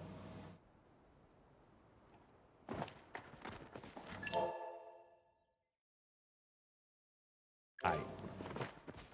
The pretty rocks. Joining back on a dice roll, perfect. Hell yeah. I'm still trying to clear out all these plants. I've been trying... I say like I'm trying to do something, but I've like not been playing recently. But I'm just waiting for these plants to all finish growing and be done with my garden so I can like completely replant with an actual plan rather than planting whatever the hell I feel like planting. If you're not familiar with Palea in general, the gardening in this game is pretty neat. Each crop has like a buff that it can apply to other crops nearby. So you can make, there's like an entire app that somebody has made that lets you like make different arrangements of crops to see like what is the best setup for what you need. It can be things like help retain water, improve the amount of crops that you get when you harvest, stuff like that. Also, if you're not familiar with Palea, frog. Frog.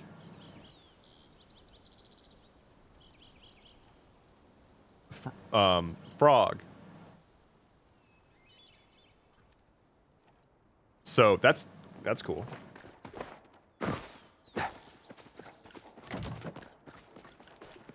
Oh, and this is my crab. This is my guard crab. Don't mess with him. This is my bouncer. He's my guardian crab. Oh yeah, I have a courtyard. I forgot. I've got this cute little courtyard with a fountain. Oh man, what a good game. Please make a TikTok. That a TikTok of you just saying frog. Okay. Making food. That's what I'm doing. Making food. Blueberry pie? Crab pot pie. Ooh, this is like a what's it called? What's the beef Wellington? This is a beef Wellington. I don't have the ingredients to do this. I'll do the crab pot pie. I don't have fucking onions. I don't have onions. Okay, I'm gonna make blueberry pie. I have the ingredients for this. Okay, but I didn't have onions. Makes me sad. Who doesn't have onions? All right, let's stir this bowl. Stirring real good. Success. Good. Okay. Prep. I gotta make the basic dough. All right, here we go.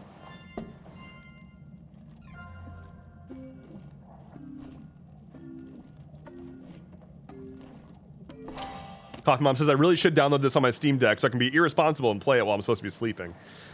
I have not infrequently played this game while I'm supposed to be asleep because I woke up and I can't get back to sleep. So it's like, well, might as well play Paleo. Okay. Berry filling. Mix that together.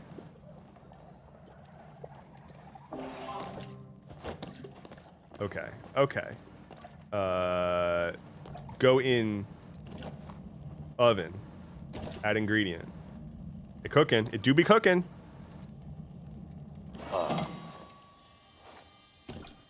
I did it. I made it happen. With nary a pocket full of ingredients and a heart full of dreams. But I think I have other food that I can just pull out. Yeah. I have a lot of pan-fried dumplings. Like a lot of pan-fried dumplings. Let's get back to the bay so that we can shoot more things. Stay on task, as it were.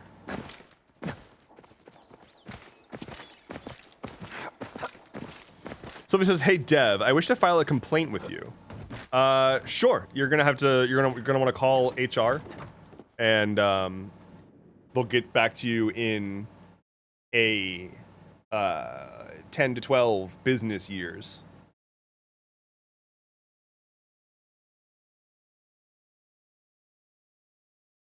And they only talk via IRC. Bring back IRC. Your guard boy is really crabby. Look, okay, he's doing his best, okay, and I don't appreciate criticisms of something he has no control over. Okay, stop body shaming my guard. Just because he's a little crabby doesn't mean that you can call him that. All right, he's very sensitive about it.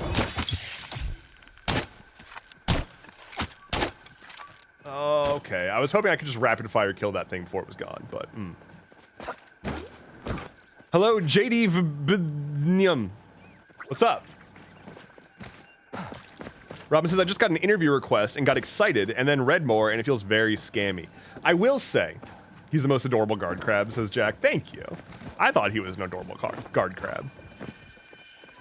I have a story to share about a thing that I got recently that I read more and got upset. That was a big jump. I have some morals, right? And they get in the way of making money very frequently.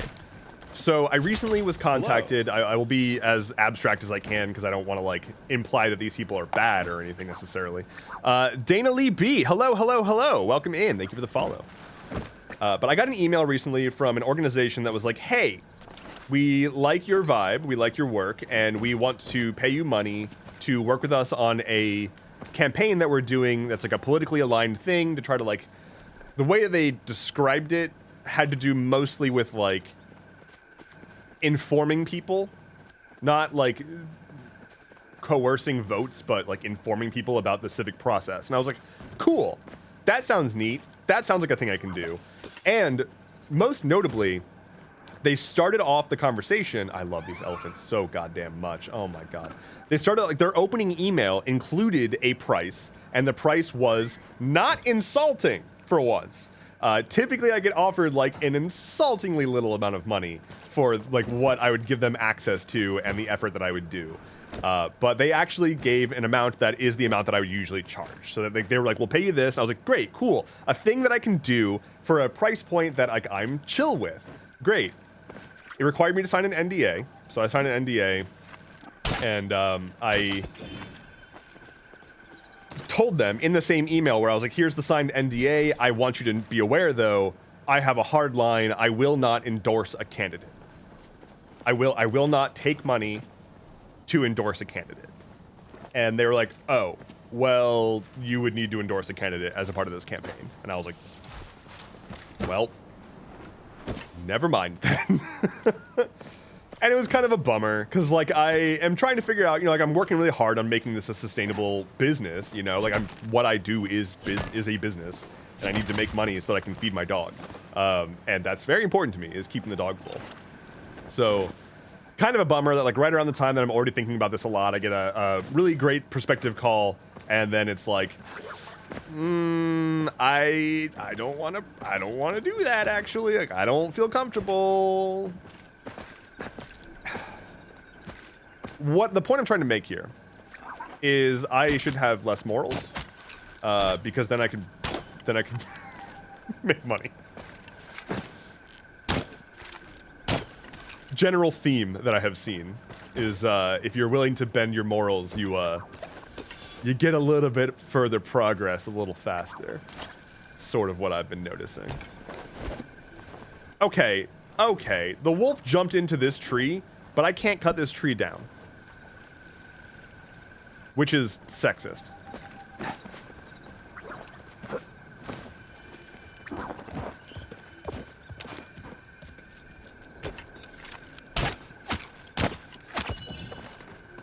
It's the moral high ground for a reason. The high ground always wins. I don't agree with that, actually. Like, the moral high ground often... Like, I get the sentiment. The moral high ground wins the moral argument. And also, the low ground usually wins because the low ground is not impeded by their morals. Which is why we got Donald Trump. Like, the low ground is effective. The low ground is no effort. And unfortunately, like, I could be really happy with my morals, and then also it's like, can't keep, like, this is not sustainable. It's not that bad. It's just like, I've had a lot of moments recently where it's like a reminder that if I could get over myself, things would be a little bit easier.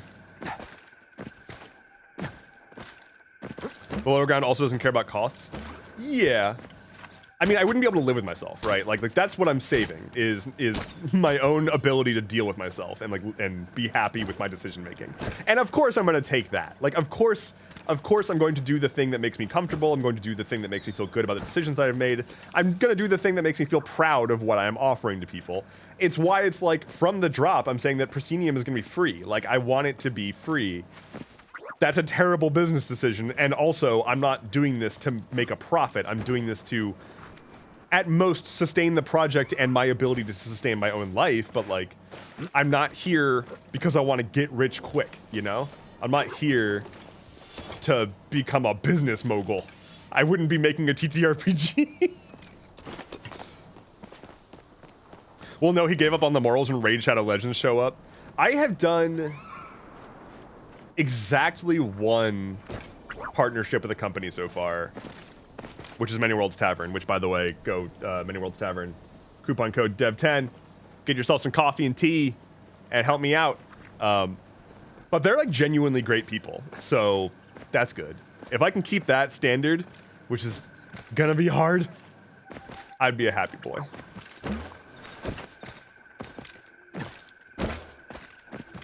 I'm so close to... Wait, am I close to level 10 hunting? Also, where did everything go? God, these elephants are so good. Look at their little butts. Look at their little tails. Their little puffball tails.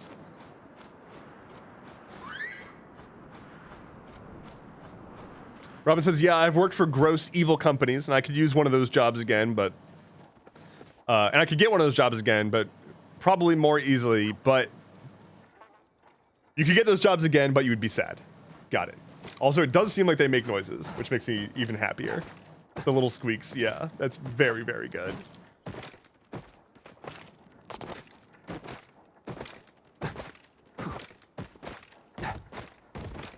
Yeah, I really don't want to work for a soulless-ass corporation again. Every time that I hear anything about the corporate world, I'm just like...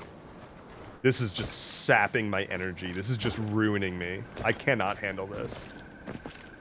The notion of going to meetings, untenable, unworkable. I can barely manage getting through my own therapy sessions. Like by the end of my therapy session, I'm like dying to do anything else because I've been sitting and focusing on the same thing for an hour and I have ADHD and that's hard. So like going to a work meeting where it's like, I'm getting PTSD. Like, I'm just actively getting heart palpitations thinking about it.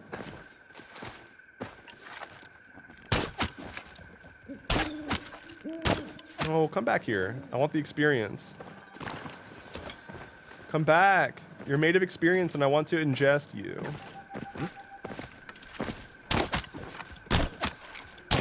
I need better arrows, like way better arrows.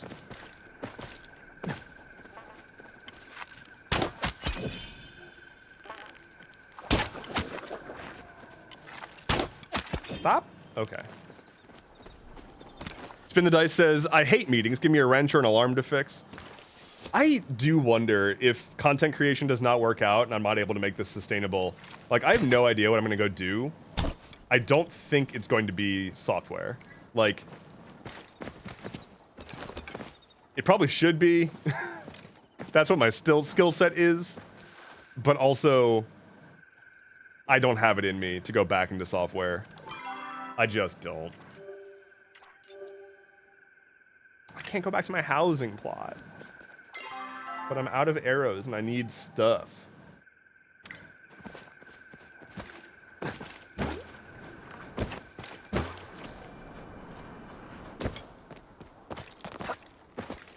The painful thing is when you start to realize how much value you're actually producing for the company that employs you. When you're working at like a big company and they they're raking in billions, and like you realize what the actual like impact of your job is on affecting those billions, and then you like look at your paycheck and you're like, that doesn't look like billions. That looks like not billions. I don't understand how that math worked out.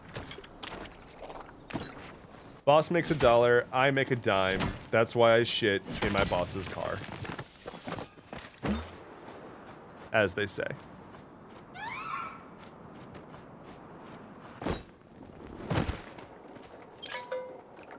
Go home.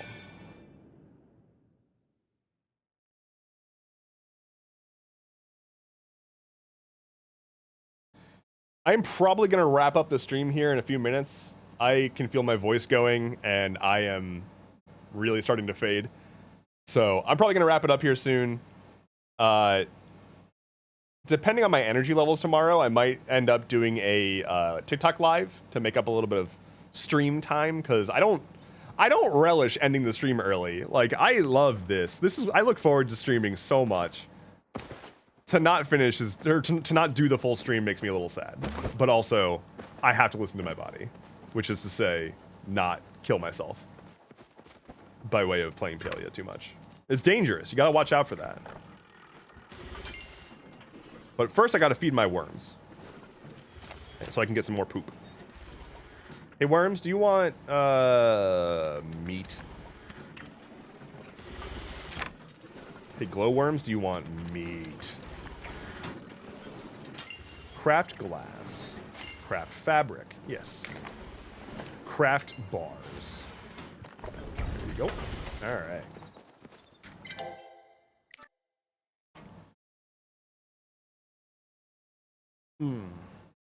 Sammy Bree says, I've come back to worms. Oh yeah, it's important to make sure the worms are happy, and you gotta feed the worms so that you can get the poop. You want the worms and you want the poop. They're both very, very useful. Yeah. Your timing is bad, Sammy. I'm closing the stream early because I'm EP. I'm gonna go take care of myself and hopefully get the rest that I need to get so that I can not have this happen again. So I'm gonna go get some rest. I will post in Discord if I'm gonna go live on TikTok tomorrow. So yep, I'll ping the dev streams handle if I'm gonna go do that. Thank you all for hanging out with me. Sorry to end a little bit early, but you know, that is how it is. Let me do some quick plug stuff. Be sure again to check out Many Worlds Tavern if you want caffeine, which is what I need right now. They've got coffee, they've got tea. It's really amazing stuff, and it's really excellent people. Definitely check them out, and you can use coupon code DEV10 at checkout to get 10% off your purchase. I actually need to do a restock, so I'll be ordering some myself soon.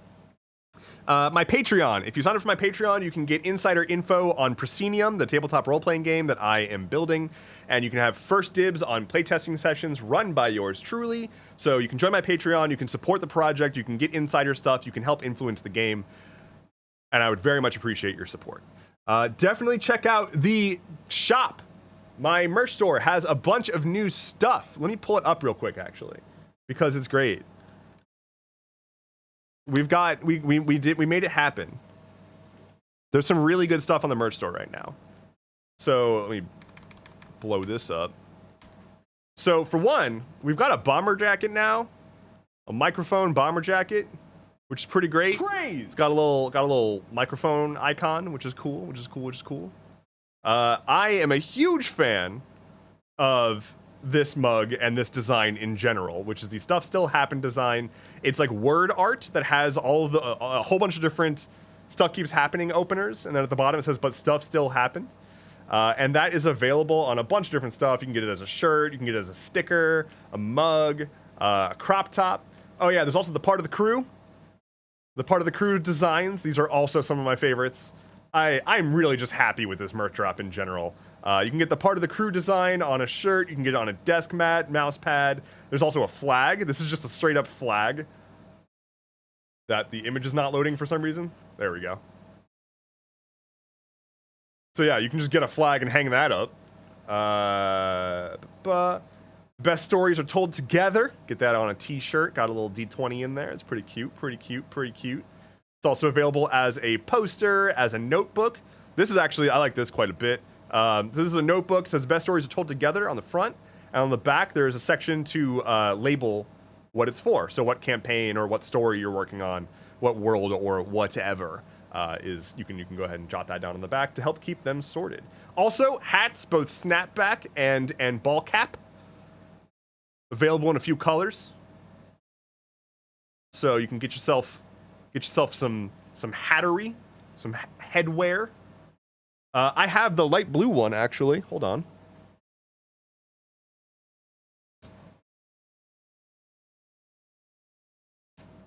I don't know why these images are just not loading for me right now, but here's the light blue of this hat. So if you want to see what it looks like on a normal head, there you go. What else? Oh, and then how could I forget?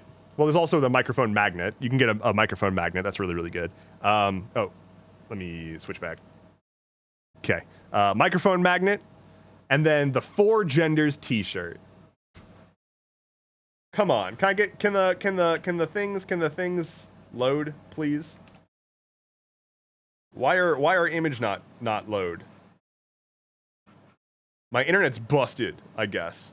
But we've got the 4 genders T-shirt, as well as the 4 genders pillow, the 4 genders tote bag, mug, glass, and then 2 variants of the 4 genders as blankets. The standard version and the trans pride version.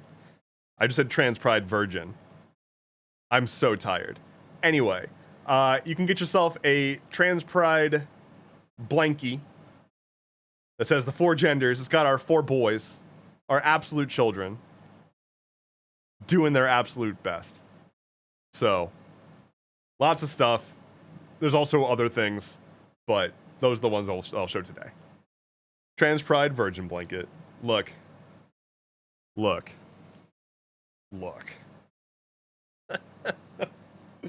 All right, that's enough plugs and whatnot. I'm gonna go get some rest.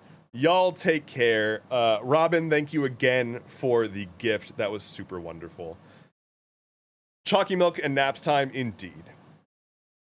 My name is Endeavorance. I will see you all again maybe tomorrow on a TikTok live if I've got the energy. I hope I do. I'm hoping that I sleep better tonight. And then also, hydrate redeem. I can do that. Otherwise, I will see you on Tuesday. Take care. Be well. I'll see you next time.